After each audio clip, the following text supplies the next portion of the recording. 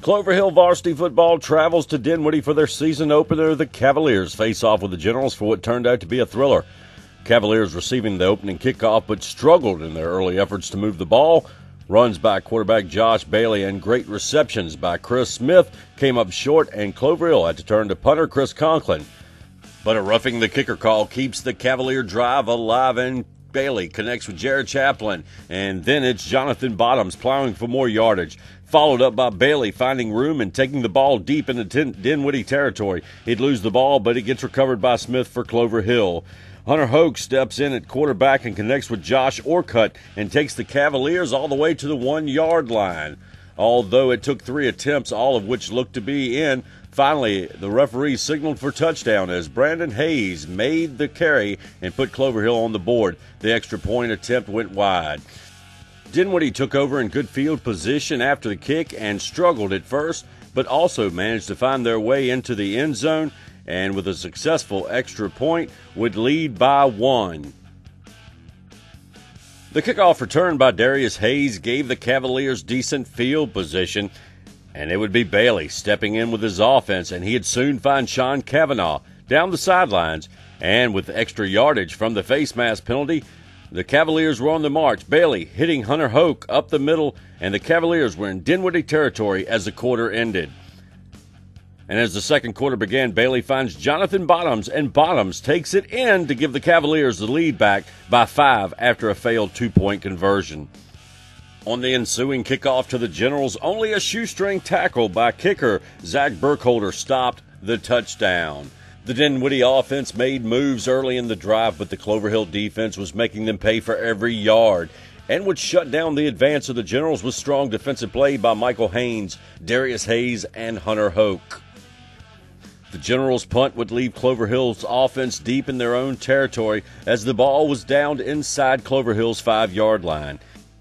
The Cavalier offense went 4 and out, and Conklin's punt, along with Hoke's stop, still left Dinwiddie in Clover Hill territory in position to strike again.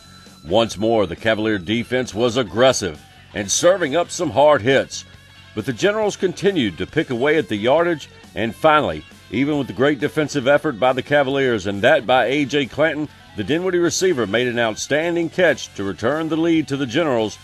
The field goal good. Dinwiddie leads by 2. Bailey gets intercepted on his next series of downs, and the Generals captivate on the Cavs' mistake as they again go to the right corner with success. The footwork was an awful close call. The extra point was no good. The Generals head into halftime with an 8-point lead.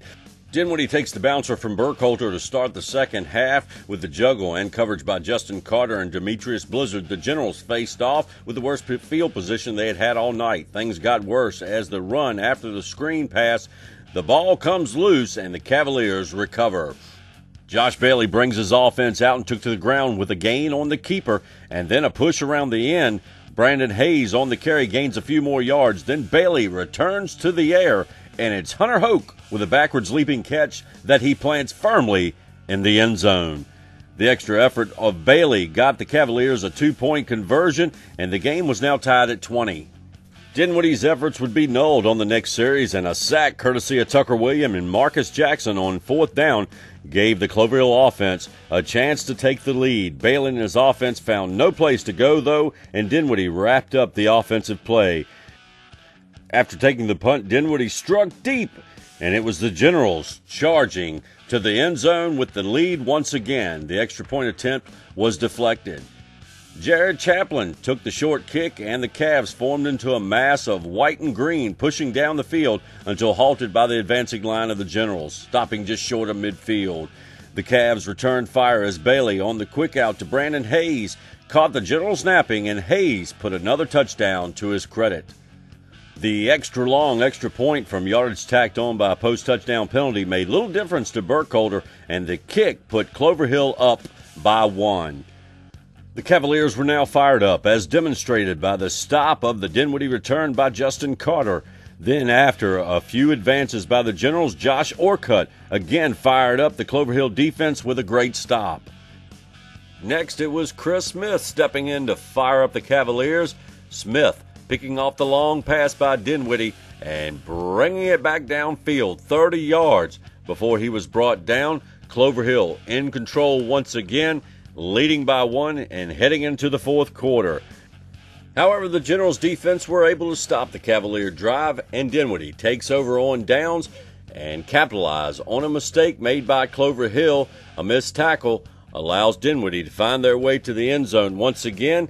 They would go for the two-point conversion, and this time they would get it. And Coach Sean O'Hare, obviously not pleased with the defensive breakdown, now looked to his offense for something big. Bailey finds Jonathan Bottoms and drives downfield for 35 yards. The Cavalier offensive drive, however, came to an end on what looked to be a sure reception. However, the officials deemed it incomplete, handing the ball back over to the Generals. The Generals now going to work on time management as they try to tick off the time on the clock. However, Clover Hill is able to make the stop finally, giving Bailey one last shot with his offense. However, Clover Hill comes up short. The Generals win 34-27 over the Cavaliers. Clover Hill at home next week against Prince George.